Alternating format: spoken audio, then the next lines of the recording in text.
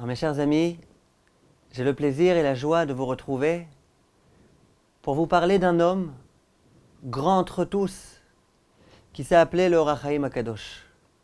Je peux vous assurer que c'est extrêmement difficile d'oser simplement ouvrir la bouche lorsqu'on parle d'un Rav qui était tellement grand, tellement pur, tellement pieux, qui a écrit des livres vraiment extraordinaires, qui sont aujourd'hui étudiés dans le monde entier. Peu importe à quel courant de pensée on appartient, tous les juifs du monde entier accordent une importance particulière et découvrent un plaisir extraordinaire à chaque fois qu'ils lisent les écrits du Or HaChaim HaKadosh, et en particulier dans ses commentaires fabuleux sur la paracha. Cet homme-là est né en 1692, il y a environ 320 ans, dans la ville de Salé. On l'a appelé Chaim. Chaim, c'était le nom de son grand-père, qui s'appelait lui-même Chaim ben Attar. Ben Attar, Attar, ça signifie des parfums. Dans cette famille-là, on avait l'habitude de vendre et de commercialiser tout type de parfums et d'herbes odoriférantes, etc. Et voilà que ce grand-père-là, c'était un homme extrêmement pieux. Toutes les nuits, il se réveillait et il pleurait vraiment avec beaucoup de cœur le Tikkun Chatzot. Il était véritablement en deuil de la destruction du Beth Amikdash. Et vraiment, nuit après nuit, il pleurait comme si le Beth Amikdash venait de s'effondrer face à lui. Et ensuite, quand il avait fini ce Tikkun Chatzot, il se mettait à étudier jusqu'au matin. Et à ce moment-là, il allait prier. Et voilà que ce petit Chaim, le Or HaChaim HaKadosh, il a grandi en étant très proche de ce grand-père. Et lui aussi, à son tour, il a commencé à essayer d'imiter son grand-père. Et il a commencé, lui aussi, à pleurer en pleine nuit pour demander à Kadosh Baruch Hu qu'il veuille bien nous reconstruire le Beth Amikdash. Et c'est dans cette atmosphère particulière, pleine de Torah et de Yirat Shamayim, que Rabbi Chaim ben Attar a grandi. Il va devenir un grand Talmid Chacham. Il va avoir déjà à Salé beaucoup d'élèves qui vont être autour de lui. Et cet homme-là, qui finalement va vivre que 47 ans, il va faire dans ces 47 ans des choses que beaucoup de personnes ont du mal à accomplir en 120 ans de vie. Dans la maison de Rabbi Chaim ben Attar, la porte était toujours grande ouverte. Il se préoccupait toujours des pauvres et des personnes nécessiteuses. Et l'histoire raconte d'ailleurs qu'il avait l'habitude, tous les vendredis, de procéder à l'abattage rituel d'un animal, d'un bœuf, qu'il partageait ensuite à tous les Talmidei Chachamim de la ville. Il savait qu'il y avait beaucoup de Talmidei Chachamim qui étaient complètement investis dans leur Torah et qui n'avaient malheureusement pas suffisamment d'argent pour pouvoir s'acheter de la viande pour Shabbat. Et donc tous les vendredis, il procédait à un abattage rituel et il leur distribuait de la viande. Voilà qu'un jour, il y a eu une véritable pénurie de viande dans la ville dans laquelle il se trouvait. Et puis personne n'avait de viande. Le seul qui a réussi à avoir de la viande, c'était le Or HaChaim HaKadosh. Tous les autres shochatim, au moment où ils ont procédé à l'abattage rituel, il s'est avéré que les animaux n'étaient pas cachers. Le seul qui s'est trouvé être kasher, c'était celui qui était entre les mains de Rabbi Chaim ben Attar. L'un des riches de la ville, ayant entendu que seul chez Rav Chaim ben Attar, il y avait une viande qui était kasher, il est immédiatement venu voir Rabbi Chaim ben Attar. Il lui a dit « Rav, j'aimerais vraiment que vous me donniez cette viande. Je ne peux pas envisager de vivre un Shabbat sans viande. » Alors le Rav lui dit « Mais je suis désolé, cette viande, elle est vraiment destinée aux Talmidei Chachamim de la ville. C'est pour eux que je l'ai achetée. C'est en leur honneur que j'ai procédé à l'abattage rituel. Je ne peux pas, elle ne m'appartient pas. » Et le riche dit « Je te donne 1000 euros, 2000 euros, 3000 euros. » Le Or HaChaim HaKadosh lui dit « Je suis désolé, je ne peux pas. » Et voilà qu'ils sont en train de négocier. À un moment donné, il y a l'un de ces fameux Talmidei Chachamim auquel la viande était destinée, qui tape à la porte et qui entre chez le Or HaChaim HaKadosh. Le Or HaChaim lui dit « Voilà, le morceau de viande qui te revient. » Et le riche voit que le Or HaChaim HaKadosh ne s'apprête pas du tout à lui donner à lui la viande, au contraire, il la donne au fameux Talmidei Chachamim, auquel il avait promis de la donner. Il se met dans une colère, dans une rage folle. Et il commence à insulter ce Talmid Chacham. Comment? Lui, il est meilleur que moi. Pourquoi c'est à lui que tu donnes et pas à moi? Et moi, je t'avais promis des grandes sommes. Comment tu peux, cette espèce de morveux, cette espèce de ceci, cette espèce de cela? Et le Ohr HaChaim HaKadosh avait peur de se mettre en porte-à-faux vis-à-vis de ce grand milliardaire. Il est resté silencieux. Mais il n'empêche qu'il a accepté que ce Talmid Chacham reçoive son morceau de viande. Et voilà qu'au moment où Rabbi Chaim Ben Attar va dormir, on s'adresse à lui, directement du ciel. Et on lui dit, Rabbi Chaim Ben Attar, comment tu as entendu cet homme-là, qui a parlé avec tellement de mépris de ce Talmid Chacham, et tu n'as rien dit? T'aurais dû protester, t'aurais dû t'insurger. Lorsqu'on entend des personnes qui parlent en mal d'un Talmid Chacham, il faut immédiatement protester. Comment ça se fait? Ah, t'as pas protesté? T'as pas voulu te fâcher avec ce riche? Eh bien, Dieu a décidé que tu devrais recevoir une punition. Quelle punition? Il faut pendant 1 an que tu ailles en galoute. Qu'est-ce que la galoute? La galoute, c'est l'exil. La galoute, ça veut dire qu'il faut que tu t'en ailles de chez toi, les mains dans les poches, juste avec ton talit et tes tefilin. Et que tu quittes la maison dans laquelle tu te trouves, et que tu ailles errer dans certaines villes, et que tu dormes chaque nuit dans un autre endroit que là où tu as dormi la veille. C'est quelque chose d'extrêmement difficile. On va dans un endroit dans lequel on n'est pas connu. On n'a rien avec soi. On doit sans arrêt être comme ça, pauvre, indigent, être invité. On doit sans arrêt se débrouiller ou dormir ou ne pas dormir. On n'a pas de travail, on n'a rien du tout. C'est extrêmement difficile. On a dit à Rabbi Chaim Ben Attar, tu veux pouvoir te faire expier cette faute-là? 1 an, 12 mois, il faut que tu te trouves en dehors de chez toi et que tu endures cette galoute. Et Rabbi Chaim Ben Attar s'est bien évidemment exécuté. Le lendemain matin, il prend ses téphilines, il prend son talit et il s'en va. Et il a commencé à errer au Maroc, chaque jour dans une autre ville, dans une autre région, dans un autre endroit, dans un autre quartier. C'est d'ailleurs la raison pour laquelle, lorsqu'on nous raconte un petit peu les différentes pérégrinations de Rabbi Chaim Ben Attar, on voit qu'une fois il était dans telle ville du Maroc, une fois il était dans telle autre ville. Pourtant, on sait que là où il habitait, c'était à Salé. Qu'est-ce qu'il faisait une fois dans telle ville, une fois dans telle autre ville? C'est qu'en fait, pendant cette année, il a eu besoin, pour pouvoir essuyer cette punition, aller dans tout type d'endroits différents, à des endroits où il n'était pas connu, à des endroits où il n'avait jamais été auparavant. Et l'histoire raconte que plusieurs mois après qu'il ait commencé à errer dans les différentes villes du Maroc, un jour, il était invité chez quelqu'un. Il arrivait dans une ville, il était inconnu, habillé en haillons comme un pauvre, bien évidemment. Or, il y a un homme hospitalier qui lui a dit « Vous n'avez pas où être, vous voulez venir dormir chez moi ?» Lui a dit oui. Personne ne se doutait que c'était le Ohr HaChaim HaKadosh. Et cet homme-là a mangé vendredi soir chez cet homme-là. À la fin du repas, cet homme s'adresse à son invité et lui dit « Tu sais, la coutume chez nous, c'est qu'à la fin du repas, on se rend tous chez le Rav. On a un Rav très pieux, un Rav qui a des enseignements qui lui proviennent directement du ciel. Et c'est un grand plaisir et un grand mérite et un grand honneur de l'écouter. Est-ce que tu es d'accord qu'on aille là-bas? Alors, Chaim dit avec plaisir, au contraire, on peut entendre des propos de Torah. Et voilà qu'ils se rendent dans cette synagogue et qu'il écoute le Rav. Le Rav avait au début les yeux fermés, comme ça il était complètement concentré dans des sphères extrêmement élevées. Et au bout de quelques minutes, il retrouve ses esprits et il leur dit, chers amis, aujourd'hui j'aimerais vous enseigner un certain nombre d'enseignements merveilleux. Qu'on m'a enseigné du ciel directement. Il s'agissait de la paracha de Bechukotai. Vous savez que le premier pasouk de la paracha de Bechukotai, le Ohr HaChaim HaKadosh l'a commenté de 42 façons différentes. 42 explications extraordinaires. Et le Rav commence à dire, vous savez, Im Bechukotai telechu, je vais vous donner 14 interprétations qu'on m'a dévoilées au sujet de ce pasouk.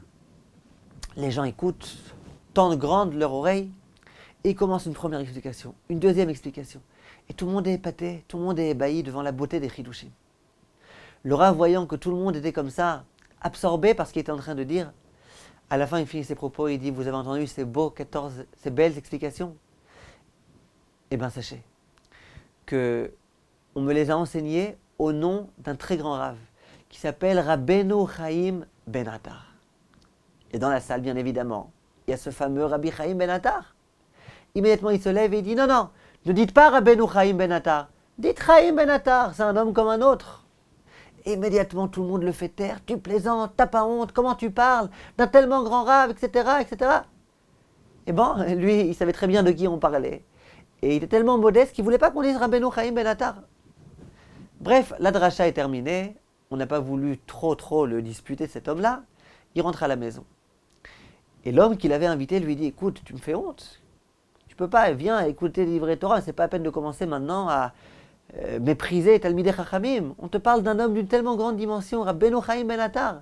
Comment tu peux te permettre comme ça? Il dit, s'il te plaît, regarde, demain on va aller au Beth Knesset. On va à nouveau écouter le Rav. Je te demande, reste silencieux. Et voilà que le lendemain, le Rav arrive. Il dit, aujourd'hui, je vais vous donner d'autres explications qui ont été dites au sujet du même pasouk. Im bechukotai telechu.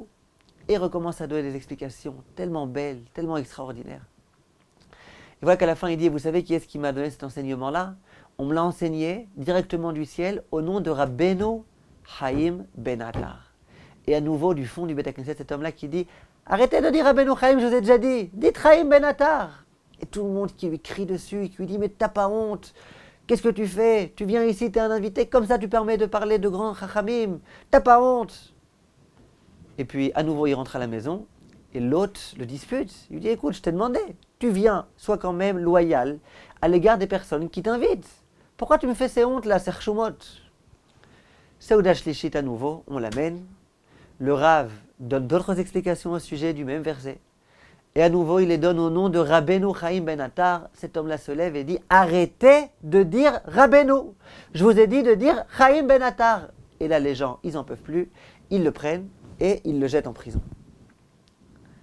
Voilà que le moment de la Havdalah arrive. Les gens font la Havdalah. Et à ce moment-là, il y a une tempête impétueuse qui s'annonce. Un véritable ouragan. Les murs du Beth Midrash commencent à trembler. Le sol commence vraiment, les arbres étaient en plein mouvement. Ils se sont demandé qu'est-ce qui se passe. Le Rav dit, il faut que j'interroge Akadosh Baruch Hu. Il va se reposer un petit peu, il s'allonge. Et à ce moment-là, il a un songe. Dans lequel on lui dit, tu sais, il y a, durant tous les Shabbatot, les personnes qui se trouvent en enfer dans le Gehinnom, elles sont libérées de là-bas. Et elles retrouvent le Gan Eden, le paradis. Et voilà que dès que Shabbat sort, dès qu'on fait la Havdalah, immédiatement ces âmes-là quittent le paradis et elles retournent à l'enfer. Il dit, eh bien, cette fois-ci, les personnes qui se trouvaient au paradis, elles n'ont pas pu retourner à l'enfer. Pourquoi? Parce qu'on attendait la Havdalah d'un homme. On attendait la Havdalah d'un homme. En général, qui est-ce qui détermine à quel moment les âmes quittent le Gan Eden et retrouvent l'enfer? C'est la Havdalah d'un homme très pieux, très tzaddik. Et bien cette fois-ci, il n'y a pas eu la Havdalah. La Havdalah n'a pas été faite. Et donc, le responsable de l'enfer, c'est lui qui commence à agiter le monde tout entier. Il a envie de détruire le monde. Parce qu'il attend que les gens reviennent à l'enfer.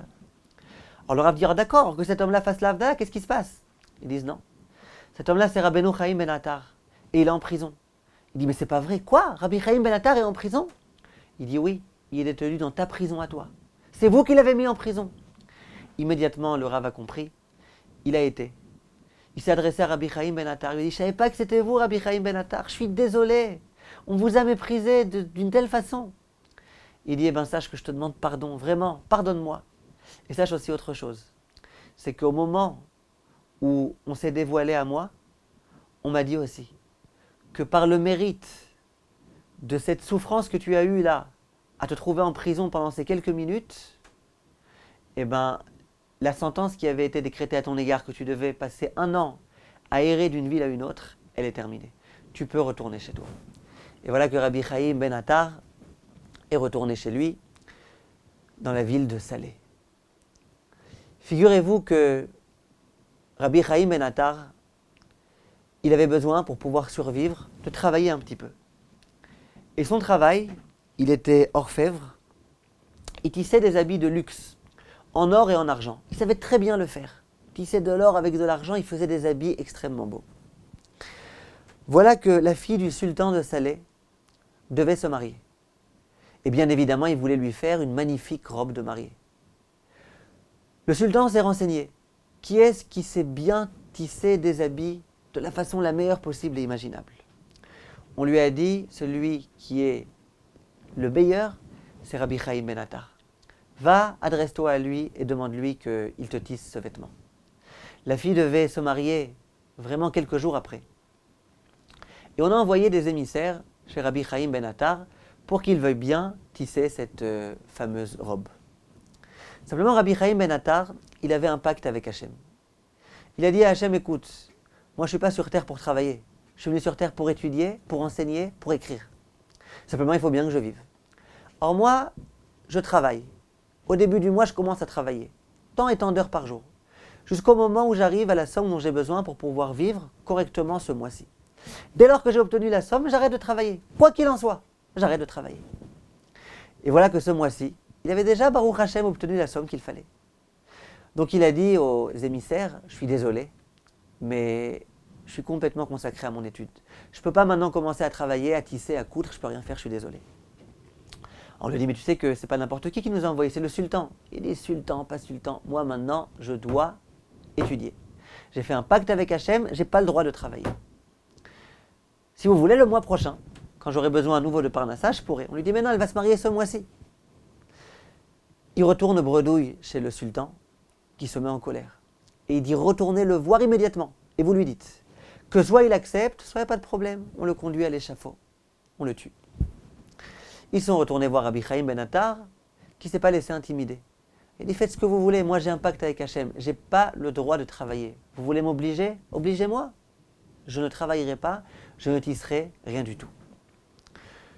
Le sultan était fou de rage. Il a demandé qu'on affame les lions qui se trouvaient dans sa cour. Et puis au bout de quelques jours, où les lions n'avaient rien mangé, ils étaient en train de rugir, ils étaient nerveux. On prend Rabbi Chaim Ben Attar et on le jette dans cette cage à lions. Et à ce moment-là, Rabbi Chaim Ben Attar était avec son talit, avec ses téphilines, et il avait un livre de Tehilim dans sa main. Rabbi Chaim Ben Attar s'assoit et commence à lire les Tehilim. Et là, écoutez bien, chers amis, inouï. Tous les lions viennent, ils s'asseyent autour de Rabbi Chaim Ben Attar et ils commencent à écouter sa lecture des Tehilim. On dit même qu'à ce moment-là, ils ont commencé à agiter leur queue. Comme s'ils étaient contents d'entendre ces enseignements-là, ces Tehilim-là, qui provenaient de la bouche de Rabbi Chaim Ben Attar. C'était du jamais vu. Les lions étaient affamés. Juste avant qu'on jette cette proie-là, les lions étaient comme ça, fous. Ils avaient tellement faim. Ils rugissaient à la mort. Et voilà que Rabbi Chaim Ben Attar rentre et les lions sont comme apprivoisés autour de lui. À ce moment-là, on appelle le sultan, on lui dit « Sultan, viens voir, il y a un miracle qui se passe ici, viens voir, qu'est-ce qu'on fait ?» Le sultan arrive, il voit cette scène et il comprend une chose. Il comprend que cet homme-là, il s'est exprimé en arabe pour dire « c'est le saint des Juifs, celui-là ». C'est un homme particulier. Immédiatement, il a ordonné qu'on le sorte de cette cage à lions et il lui a donné beaucoup de cadeaux. Et à partir de ce moment-là, on a commencé à comprendre, à entendre, c'était qui ce fameux Rabbi Chaim Ben Attar, cet homme tellement grand. Rabbi Chaim Ben Attar a quitté la ville de Salé et il s'est rendu à Fès. Ensuite, il avait une grande envie, une grande aspiration de pouvoir monter en Eretz Israël. Et il voulait pouvoir fonder une yeshiva en Eretz Israël. Lui et tous ses élèves sont partis en chemin. Tout d'abord, ils sont arrivés à Alger. Ensuite, ils ont continué à voyager et ils sont arrivés en Italie. Là-bas, il a rencontré le Mahari Assad, l'un des très grands décisionnaires, qui lui a dit « Viens dans notre communauté, viens donner des cours, viens prendre ma place, toi, Or HaChaim HaKadosh !» Et le Rav là-bas a commencé à enseigner un petit peu. Il s'est fait des élèves qui ont rejoint le groupe d'élèves qu'il avait déjà auparavant. Et dans cette ville-là, en Italie, il a fait deux choses de très grandes. Premièrement, il a réussi à imprimer les écrits du Or HaChaim HaKadosh sur la paracha. Et en dehors de ça, il a réussi à collecter des fonds pour pouvoir un jour, Bezrat Hashem, quand il arriverait en Eretz Israël, fonder une yeshiva. C'était vraiment son grand rêve. Voilà qu'ils étaient en chemin dans le bateau et il avait convenu avec le capitaine qu'il devrait les faire descendre à Yafo, sur le port de Yafo, de Jaffa. Et voilà que il y a eu à ce moment-là un miracle. Le capitaine a complètement oublié de faire une escale à Yafo pour que Rabbi Chaim Ben Attar et ses élèves puissent descendre. Et donc il a continué. Il a continué jusqu'à la ville de Tibériade. Et il s'est avéré que c'était un très grand miracle. Parce qu'il y avait une épidémie terrible à cette époque à Jérusalem et qui s'était étendue aussi jusqu'à Yafo. Il y a énormément de personnes qui sont mortes à ce moment-là en Israël à cause de cette épidémie. Si jamais ils étaient descendus à Yafo, visiblement ils y seraient aussi passés. Baruch Hashem, ils sont arrivés à Tveria. Là-bas à Tveria, il a rencontré le Rav Avolafia. Et le Rav Avolafia lui a dit, écoute, tu as de l'argent, fonde ici ta yeshiva. Alors le Rav Chaim Ben Attar a dit, non mais je ne sais pas, les gens qui m'ont donné de l'argent, ils m'ont dit qu'ils voulaient que je monte une yeshiva à Jérusalem. Il a envoyé une lettre pour savoir si les donateurs étaient d'accord qu'on ouvre la yeshiva en dehors de Jérusalem. Visiblement, les donateurs n'étaient pas tellement contents de cette idée-là. Et donc, le Rav s'est dit, pour l'instant, je garde de l'argent, pour l'instant, je reste ici, et ensuite, plus tard, j'ouvrirai ma yeshiva à Jérusalem. Et à ce moment-là, il a voyagé dans la ville de Akko. Il a voulu commencer à se rapprocher déjà un petit peu de Jérusalem. Là où il était à Akko, il a 2 élèves très proches qui sont décédés.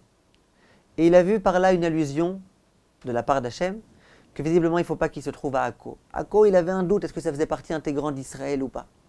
Et donc ils ont été habités à Pékin. Au moment où ils ont appris que Baruch Hashem, l'épidémie à Jérusalem était complètement terminée, ils sont arrivés à Yerushalayim, dans la vieille ville de Jérusalem. Et là-bas, le Rav a ouvert sa yeshiva, qui s'appelait la yeshivat Knesset Yecheskel, Knesset Israël. Ils sont arrivés là-bas la veille de Rosh Chodesh Tammuz, et le 15 Tammuz, l'année d'après, le Rav Chaim Ben Attar va décéder. Il est donc resté 1 an à Jérusalem, et durant cette année, il a pu enseigner la Torah à tous ses élèves, à Jérusalem, comme c'était son souhait le plus grand. Le Rav Chaim Ben Attar, durant cette période-là, où il se trouvait à Jérusalem, un soir, c'était durant la veillée de Hoshana Rabbah, il était habillé comme ça avec ses vêtements blancs. Il était super joyeux, il était gai. Et voilà qu'à un moment donné, en plein milieu de la nuit, il est rentré dans son bureau.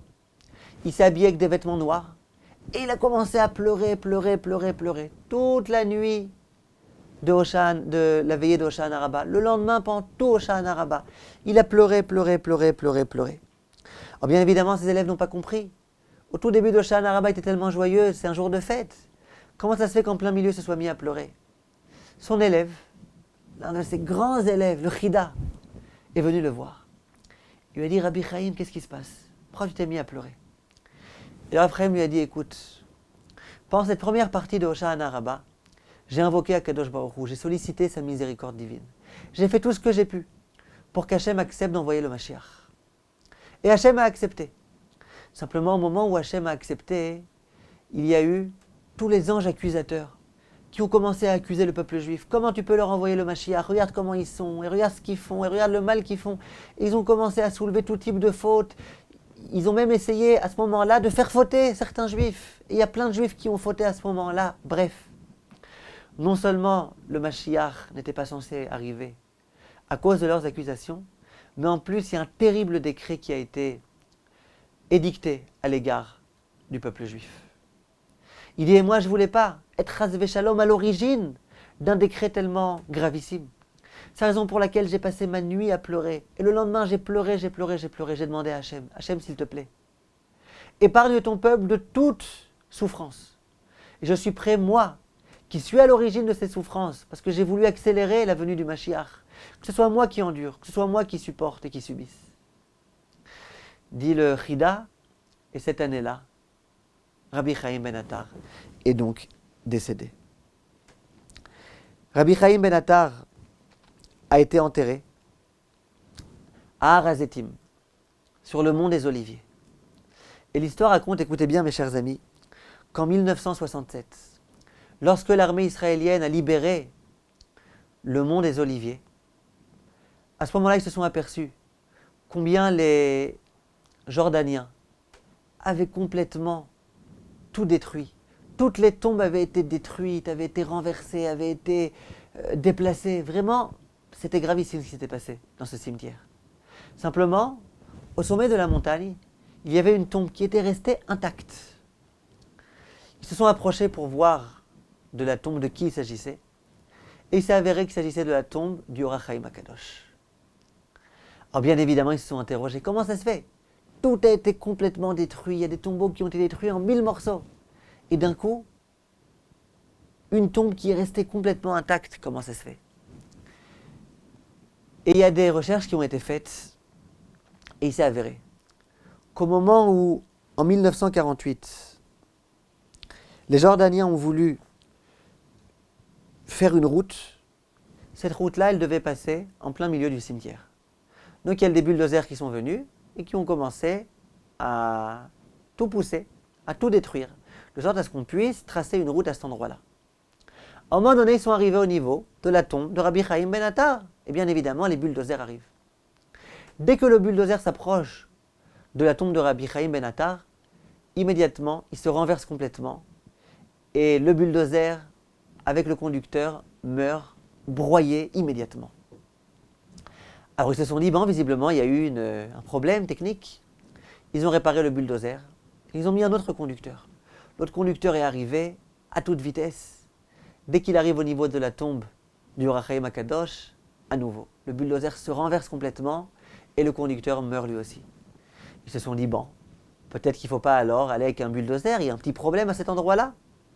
Ils se sont dit, on va détruire cette tombe avec des marteaux. Ils ont pris des marteaux, le premier a pris son marteau, il a commencé à essayer de détruire, immédiatement il est devenu paralysé. Il ne pouvait plus déplacer sa main. Et à ce moment-là, ils ont compris, celui qui est enterré ici, c'est un homme saint. C'est un homme saint, on ne touche pas. C'est la raison pour laquelle cette tombe-là est restée intacte. Il faut savoir, mes chers amis, qu'il y a un certain nombre de ségoulottes qui sont en rapport avec le Or HaChaim HaKadosh. On raconte qu'il y avait un des grands Admorim qui s'appelait Rabbi Pinchas Mikoritz. Un jour, il arrivait dans une ville et il s'est aperçu, alors qu'on était en pleine nuit, qu'il y avait une lumière qui se dégageait d'un endroit particulier. Il s'est approché de cet endroit-là. Il s'agissait d'un Beth Knesset. Il est rentré dans ce Beth Knesset et il a vu que cette lumière provenait de livres. Il a ouvert ce livre. Il s'agissait du livre du Or HaChaim HaKadosh. Jusqu'à présent, ce livre n'était pas encore tellement diffusé. Il a commencé à l'ouvrir, il a commencé à étudier, il a vu des perles précieuses. Or HaChaim HaKadosh. Quelles belles explications, quelles belles interprétations. Et à ce moment-là, il a compris que c'était un livre vraiment extraordinaire. À ce moment-là, Rabbi Pinchas Mikoritz, il a demandé à son fils, qui avait une imprimerie, il lui dit, je te demande de chaque année faire en sorte d'éditer à nouveau les livres du Or HaChaim HaKadosh. Chaque année. Et surtout, attention, n'oublie jamais, je te demande chaque année d'imprimer, d'éditer à nouveau les livres du Or HaChaim HaKadosh. Et son fils s'est exécuté. Une année, il a complètement oublié de le faire. Et cette année-là, il a eu énormément de difficultés. Des grands problèmes d'argent. Il a dû finalement fermer son imprimerie. Et il a compris que c'était à cause de cette faute-là. Et ce fameux Rabbi Pinchas de Koritz, il avait l'expression à la bouche et il disait que lorsqu'on étudie le Or HaChaim HaKadosh, ça a la capacité de purifier l'âme de celui qui l'étudie, au même titre que le Zohar HaKadosh. Vous savez que le Zohar HaKadosh de Rabbi Shimon Bar Yochai, lorsqu'on le lit simplement, ça purifie. Il disait le Or HaChaim HaKadosh, pareil, ça purifie énormément. Et tous les chassidim, ils adorent étudier les explications de Or HaChaim HaKadosh. Ils y voient une importance particulière. Il y avait un grand Talmid Chacham qui s'appelait Rabbi Shlomo Gestetner. En 1992, il y a un grand Talmid Chacham de Yerushalayim qui a eu une grave maladie à ses yeux. Et malheureusement, il était devenu quasiment aveugle. À ce moment-là, ce grand Rav, Reb Shloimo, il a dit au Talmid Chacham, viens avec moi. Et il l'a pris sur la tombe du Or HaChaim HaKadosh. Et ils ont prié très fort. Et cet homme-là, ce Talmid Chacham, s'est engagé à dorénavant étudier chaque semaine les interprétations de Or HaChaim HaKadosh sur la paracha. Et l'histoire raconte que rapidement, il a commencé à guérir, sans aucune intervention chirurgicale, aucun laser, rien du tout. Il s'est mis à guérir. Il a guéri. Lorsqu'il s'est aperçu de cette ségoula particulière, il a été voir son cousin. Il avait un cousin qui était frappé par une rétinopathie diabétique. Et donc lui-même était sur le point de devenir aveugle. Il a dit, tu sais, je te conseille de faire ce que moi-même j'ai fait. Rends-toi sur la tombe du Or HaChaim HaKadosh. Engage-toi à étudier les écrits du Or HaChaim HaKadosh.